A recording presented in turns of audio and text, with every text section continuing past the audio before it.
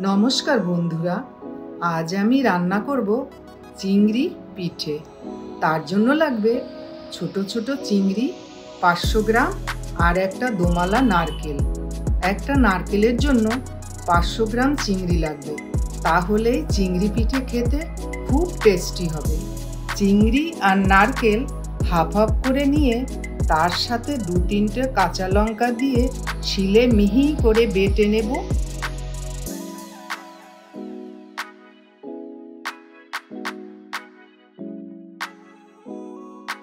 বাটা হয়ে গেলে এর মধ্যে লঙ্কার গুঁড়ো, হলুদ গুঁড়ো, নুন, চিনি ও খানিকটা সর্ষের তেল দিয়ে ভালো করে মাখিয়ে নেব।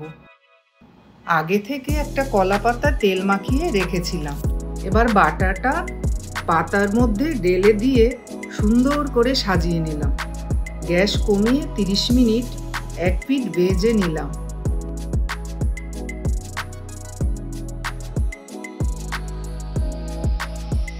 এবার অন্য পিঠ উল্টে দিয়ে একটু তেল দিয়ে 15 মিনিট পর নামিয়ে নিলাম।